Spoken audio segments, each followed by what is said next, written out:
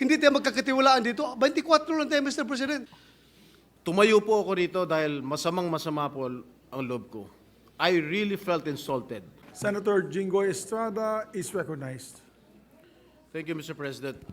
Mr. President, yesterday we had an all senators caucus and we discussed lengthily the budget of the Republic of the Philippines.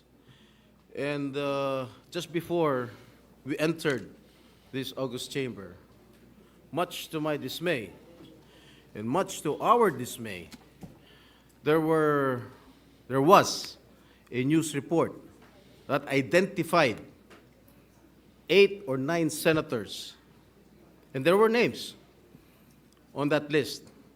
8 or 9 senators who wanted to restore the confidential and intelligence fund of the Vice President and the Department of Education. And I wish to tell the people of the Philippines that there was no votation that happened yesterday with regard to the intelligence fund of the Vice President and the Department of Education. In fact, we had an executive session.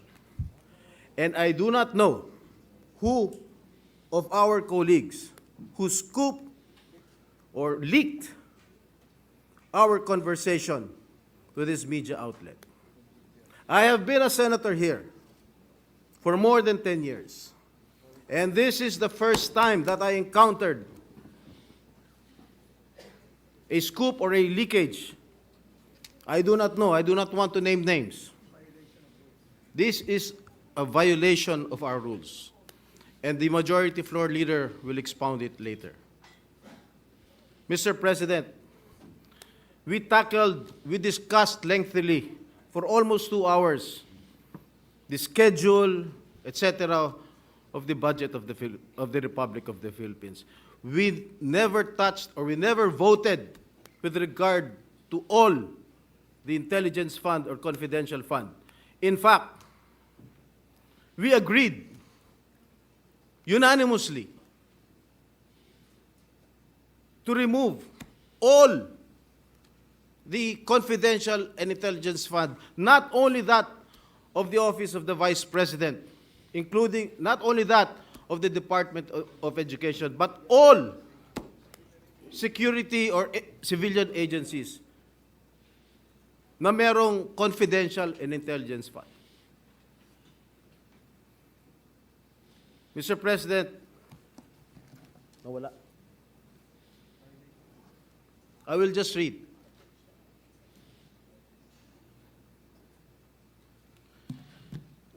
Sino mga pangalan?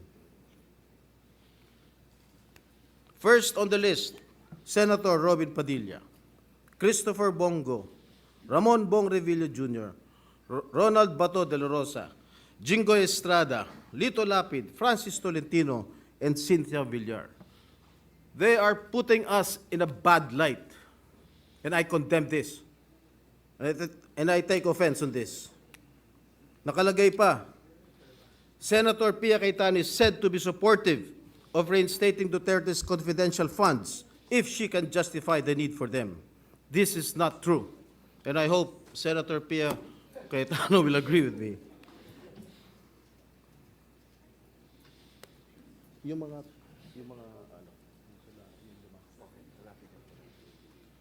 Just for a while, Mr. President, hinahanap pa ni Senator Robin yung mga nakasulat.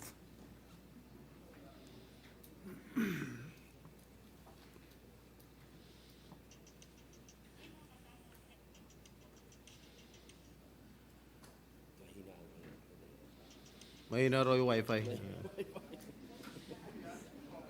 Ano ba tayo dito? Converge, PLDT, Secretary, DICT. Naku. Mr. President. Please proceed. Thank you, Mr. President. And if I may quote, Anis Cooper told this media outlet that Senators Sani Angara, Francis Escudero, Rafi Tulfo, Aquilino Pimentel III, and Risa Hontiveros are allegedly against the reinstatement of Duterte's secret allocation, which are lodged under the Office of the Vice President and the Department of Education. Mali-mali po itong report, Mr. President. And I think Senator Angara must not be included in this list. And among the offices, Duterte's allocation was part of the 1.2 billion in confidential funds that the House realigned to agencies focused on the West Philippine Sea. Mr. President, tumayo po ako rito dahil masamang-masama po ang loob ko. I really felt insulted. And I think my other colleagues here also felt the same way, Mr. President. And Mr. President, I stand before you and I want to make this recommendation, maybe to talk to this media outlet or to summon this media outlet and ask them, who among us violated our rules? Who among us leaked what transpired in our executive session yesterday? That's all, Mr. President. Thank you, Senator Jinggoy. Before I recognize the other members, may I just like to put on record, I too am very disappointed. I have been a senator for 4 plus 6, 10 plus 2, 12 years, and a member of Congress for 9 years. And when we say executive session, we are bound by rules of both the House of Representatives and when I was in the House of Representatives and rules of the Senate when I was elected as a senator. Before I recognize the majority floor leader on the repercussions of violating that rules, I would just like to put on record as well that we had a healthy discussion. There was no voting that took place. There was a healthy discussion on how we will treat this budget, particularly on the confidential and intelligence funds. It's not fair to say that one group was for this and one group was for that because in the end, tama po sinabi ni Senator Estrada, we were unanimous in the committee report that the good gentleman from Aurora will be presenting today. We are in full support of his committee report. Now, I am very alarmed. As a matter of fact, that's why we were late. I usually try to start at 3 p.m. We had a meeting with the leadership, Senator Joel Villanueva and Senator Lauren Legarda. We met because of the implications of leakages during executive session. The executive department and very sensitive agencies of government may no longer divulge information to the executive session if they know somebody might leak it.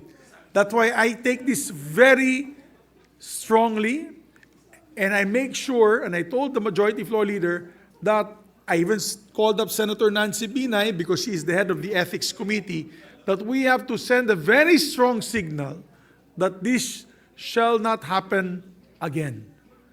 So, Majority Floor Leader. Yes, Mr. President. Before I give my statement, Mr. President, which I actually agree with your manifestation and the statements made by our dear colleague Senator Jinggoy Estrada. Senator Chis Escudero is seeking the floor to clarify something, Mr. President. Yes, Senator Escudero is recognized. Thank you, Mr. President. Mr. President, I agree 100% with what Senator Jinggoy Estrada said, that the account is not accurate and that is not what transpired in executive session. I hope, Senator Jinggoy, you and I will not be sanctioned for saying part of what happened, as you said, it was the unanimous consensus of the members of the Senate in executive session. So this is not the facts contained in the article, Mr. President, Your Honor, is not a leak. Chismis yun. So there is no leak to speak of really with respect to what truly transpired in the executive session. An attempt perhaps to create a story about it, but I confirm the statement of the good Senate President and the Senator Jinggoy that it was the unanimous position of the House, what Senator Angara will be sponsoring today and the other vice chairpersons, that was the unanimous position of the Senate and all the members of the Senate. Thank you, Senator Escudero. But before we ask our colleague to react, Senator Estrada, may we ask the majority floor leader what are the rules, particularly in executive session? Yes, Mr. President. So we are Thank you all clear. Thank you very much. Mr. President, first of all, let me state and put into the records that I'm aghast of what happened, Mr. President. Whether this is leak or pure chismis, the fact that it came out, Mr. President, and it appears blow by blow, and unfortunately, Mr. President, the figures, the numbers, even the names that were mentioned were disoriented, Mr. President. I would just like to put into the record of this chamber, Mr. President, what our rules say about executive session. Rule, what's this? Rule, on section 126 of our rules, Mr. President. Mr. President, section 129 of our rules, Mr. President, it states here, and I quote, any senator who violates the provisions contained in the preceding section may, by a 2/3 vote of all the senators, be expelled from the Senate. And if the violator is an official or employee of the Senate, he shall be dismissed. I'd like to put that on record, Mr. President, because at the end of the day, it's not just the leak or chismis that we're talking about here, and I agree with Senator Jinggoy Estrada being one of our veteran senator here in the Senate, Mr. President. It's more of the sanctity. It's more of the sanctity of the executive session. We continue to perform our duties and responsibilities here in the Senate. During committee hearings of Senator Bato, he would call for executive session. Paano ho tayong pagtitiwalaan ng mga nasa executive? Paano tayong pagtitiwalaan ng taong bayan kung ang ating executive session ay nangyayari po yung mga ganitong pangyayari, Mr. President. And so again, Mr. President, let me And just... may I add, Majority Floor Leader, Section 28, the preceding section is very important. The President, as well as the senators and officials and employees of the Senate, shall absolutely refrain from divulging any of the confidential matters taken up by the Senate, and all proceedings which might have taken place in the Senate in connection with the said matters shall be likewise considered as strictly confidential until the Senate, by 2/3 vote of all its members, decides to lift the ban of secrecy. Thank So you, ganun Mr. President. katindi yung Very rules clear. natin. Very clear, Mr. President. Crystal clear, Mr. President. Mr. President, Senator Jinggoy is seeking the floor. Move that he Yes, be recognized. Senator Estrada. Thank you, Mr. President. I would like to associate myself with the comments made by the Majority Leader. Kahit chismis yan or gossip yan, walang problema sa akin yan. Ang problema, bakit or paano lumabas sa isang media outlet yung mga nag-transpire sa ating usapin kahapon. Yes. That is, for me, that is the most important thing. Thank you, Mr. President. Thank you very much. Senator, the Minority Floor Leader? Senator Bato de la Rosa is seeking the floor. Maybe we can Mr. give the Minority Floor Leader first if you don't mind, Senator. Yes, De La Mr. Rosa. President. The Minority Leader, Mr. Thank you, President. Mr. President. Ako nga, ngayon ko lang po nabasa, disappointed nga ako sa report eh. Kasi, ang sabi doon na against ako sa restoration ng CF ng Office of the Vice President. Tama yun, pero kulang. Kasi kahapon ako sinasabi ko, tanggalin din ang intelligence fund ng Office of the President. So kulang yung report, ipakidagdag sa report. Kasi the Office of the President is is a civilian office, not an armed agency, and not a uniformed agency. So kulang po, pakidagdag na lang. You are not violating the rules because you're divulging your own position. Yes. So, yes, Senator Bato de la Rosa is recognized. Mr. President, it is very unfortunate that this kind of incident happened within our midst. Number one, Mr. President, it creates distrust from among us 24 senators. Ibig sabihin, the next time around that we are going to have our caucus or executive session, hindi na ako basta-basta magsasalita. Baka mamaya, meron na naman maglilik sa media. So pangit po, 24 lang tayo dito na senador at hindi pa natin mapagkatiwalaan ang isa't isa natin, Mr. President. Number two, it tarnished the image of the Senate. 24 lang tayong hinalal ng buong Pilipinas at hindi pa natin mapagkatiwalaan ang isa sa atin na pwedeng nag-leak. If indeed, it was leaked by any member of the Senate. Kung ang nag-leak naman noon ay empleyado na nandoon sa loob, well, as a police officer, former police officer, Mr. President, I can vividly recall kung sinong nandoon sa loob. 2 staff ni Senator Angara. Si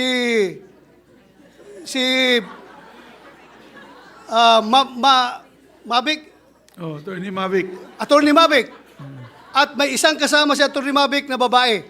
So 4 silang nalalaman ko na nandoon sa loob. Magprangkahan tayo dito. Dapat we have to made into account yung tao na responsable dito. Hindi lang na magsisente ng stern warning sa kanila, kundi the damage has been done.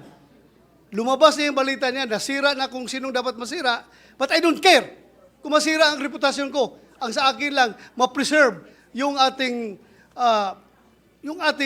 reputasyon as a Senate. Hindi po maganda yung hindi tayo magkakatiwalaan dito. 24 lang tayo, Mr. President. And the waiter staff, huwag mo kalimutan yung mga staff sa likod. Yung mga waiter din, yung nandun din sila. Isama natin sa investigasyon Isama niyo, natin Mr. sila. President. So what if the chamber wishes, I can ask Senator Nancy Binay, who is the chairperson of the Committee on Ethics, to look into this closely, if it is all right with the body. Yes, I support, Mr. President, I support the call of Senator Jingo Estrada that yung source nitong news na ito, if it is a politiscope, he has to be called before a hearing para malaman natin kung sinong source niya. At kung hindi siya magsabi ng totoo, I will be the first one to move for the citing in contempt of that media personnel, Mr. President. Ikulong natin yan kung ayaw magsabi ng totoo. Mr. President, this is not a laughing matter. This is serious. Filipino people are watching us right now. Sabihin nila, ganyan na pala Senado ngayon, hindi pa pagkatiwalaan. Sila lang nag-uusap. Maglilik pa doon sa media. It's very dangerous, Mr. President. Very dangerous. Masyadong akong dismayado. Thank you, Mr. President. We agree with the gentleman from Davao, and that's why after these proceedings, I will ask Senator Nancy Binay, Chair of the Committee on Ethics, to investigate the matter. Yes, Mr. President. After Senator, yes. Mr. President. May I move that the Senate Committee on Ethics conduct a hearing and invite the source of the news, Mr. President, so that everything will be cleared out. Yes, we'll ask the majority floor leader to make the proper referral and motion. Before we make the proper motion, Mr. President, may I just appeal to our dear colleagues to hear the sentiments of our Other colleagues. other colleagues. We have, Mr. President, Senator Pia Cayetano been waiting for quite a long time. Senator Sherwin Gatchalian and Senator Lauren Legarda as well. Senator Lauren also is here. Mr. President, if I may, with the permission of my colleagues, may I request that we discuss this in caucus now, because by saying what is true or untrue in the reported publication online, we are speaking about the executive session. And let me just remind the body of Section 129 of the Rules of the Senate.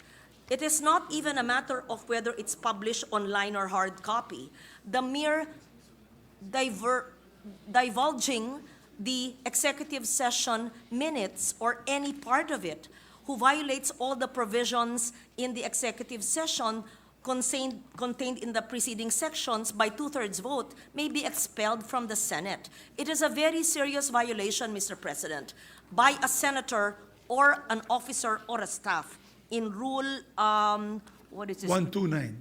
Yes, 129. Section 129. So, by saying that it is not true, or it is true in part, but in fact it is this and that, we are actually talking about the executive session. So it is my humble opinion, respectfully, I do not want to muzzle our colleagues, and if they want to speak on the floor, I leave it to your better judgment.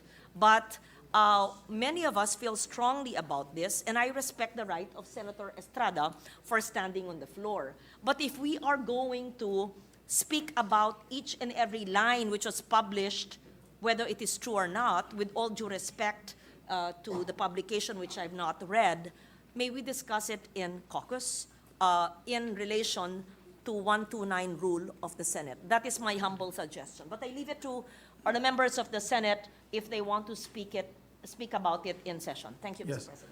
We understand that many of our colleagues feel slighted, feel angry, and we could allow them to express their personal opinions and release their emotions to this chamber. As Senator Pia Cayetano's recognized. Thank you. Mr. President, let me align myself with the observation and recommendation of the Senate President Pro Temp. I did not stand, I did not raise my hand with the intention of clearing any statement I made. I did not even read that. I don't bother reading those kind of articles. I don't. So, nung nabanggit pa yung pangalan ko, nagugulat lang ako kasi I don't bother reading those articles and I won't comment on it. What I will say is this. I will say it not because I'm repeating what I said in caucus, because I agree with Senate President Pro Temp that let's discuss it there. Because if our rules do not even make an exception. It does not even allow a senator to say, I will just repeat what I said. Walang ganun exception, Majority Floor Leader, correct? So I cannot stand up here and said, I will just be responsible for my statement. Ito po yung sinabi ko. Hindi tayo allowed, walang exception sa rules natin na tumayo ang isang senador at sabihin, yung akin pong sinabi doon, ito. Kasi hindi naman magkaroon ng opportunity yung ibang 23 senators to explain what they said or what they thought. Because precisely the rule is, lahat tayo tahimik. At kaya ang parusa doon, yung pinakamabigat na parusa na expulsion from the Senate. So, ang puntos ko ay simple. Chairman ako ng isang mahalagang committee na naghihiring ng budget na yan. DEPED, CHED, DOH, and attached agencies. So, on the issue of confidential funds, intelligence funds, or kung ano paman, ako gusto ko, tanungin ng mga senador sa floor, yung mga tanong nila tungkol doon, para makapagdesisyon ang bawat senador kung ano ang tingin niyang nararapat na gawin sa mga pondong yan. Confidential, non-confidential, anything. So, yun yung gusto kong klase na diskusyon. So, kung nagkaroon tayo ng executive session na napag-usapan man ng ganon, hindi nga dapat lumalabas yon kasi nga, ang mga subcommittee chairman na katulad ko ay magre-recommend sa chairman na si Senator Angara kung ano dapat gawin sa mga pondong yon. Hindi ko naman didesisyonan mag-isa yon. Didesisyonan ko yon based on the debates. I would like to be educated properly based on the rules of the Senate. Gusto ko marinig yung posisyon ng Minority Floor Leader, ng Deputy Minority Floor Leader, ng Senate President, ng Senate President Pro Temp, ng mga baguhan na senator. Gusto ko marinig lahat yon. Ano ang paniwala nyo tungkol dito sa mga iba-ibang pondo and what will we do about it? Tapos, iharap natin sa taong bayan kung ano desisyon natin. So kaya nga, and I'm explaining this because the students, the young people, the old people who will now care to comment, bakit ba may executive session? Bakit ba kayo nagsisikreto? Wala naman kaming balak isikreto, ilalabas nga yun. Pero minsan may mga diskusyon na gusto natin marinig yung opinion ng bawat isa na walang titigil nung, kunyari gusto kong magtanong ng, it's a stupid question, pero tatanungin ko na, di ako mahihiya. Diba? Aminin natin, minsan nahihiya tayong magtanong dahil, kasi bago lang ako, di kaya kami executive session para lahat pwedeng maitanong, lahat pwedeng mailabas. Kaya dapat sikreto yun. And then at the right time, mapapag-usapan. I wanted to explain that lang, Mr. President, for the benefit of those watching us. Kasi ang puntos is, bakit kayo may executive session? Bakit kayo may tinatago? Wala akong tinatago. Nagdidiskusyon ng maayos para bang magulang. Let's say, for example, na wala itong nangyaring ganito, sisermo na ni Senate President o kaya ni Senate President Pro Temp ako, sisermo na nila ako. They will do that in private. in the executive session, ay Pia, di mo naintindihan. So gagawin namin yun in private para pagdating to sa public, ganun ba? O sige, tatanungin ko na lang in public o kaya di ko na tatanungin dahil naipaliwanag nyo na. That's the reason among many other reasons kung bakit may executive session. I just wanted to explain that dahil ang puntos nito is bakit may executive session at bakit may mabigat na kaparusahan. Wala tayong tinatago. But the reason for the rules is because it is meant to be followed. It is not meant to be violated. So kung may nag-violate, magkaroon ng tamang due process, magkaroon ng hearing, magkaroon ng opportunity to explain, and then the proper penalty must be meted out. Thank you, Mr. President. Thank you very much, Senator Cayetano. Senator Gatchalian is recognized. Mr. President, I just want to add from what Senator Bato mentioned and Senator Cayetano mentioned as well. The broader implication of this, Mr. President, is the trust and confidence to the Senate. It's our credibility on the line. And every budget hearing, normally, a lot of the security cluster, the National Defense, the Department of National Defense, the PNP, the NICA, all of them normally will request executive session so they can tell us what is the reality, the national security situation, national security matters, so that we can act accordingly. Leaks like this will will destroy our credibility, destroy our integrity, and it will now prevent the security agencies to give us the truth because they will have doubts in their minds whether the truth or whether information will be kept safe in the halls of the Senate. So, Mr. President, I would like to associate myself with the motion of Senator Bato that this should be looked at and investigated seriously because it's the Senate's credibility on the line, especially whenever departments request for executive sessions and whenever they divulge to us matters of national security. Thank you, Mr. President. Thank you. And that's why we had a meeting earlier with the leadership because we cannot take this lightly. And we have to investigate and make sure this does not happen again.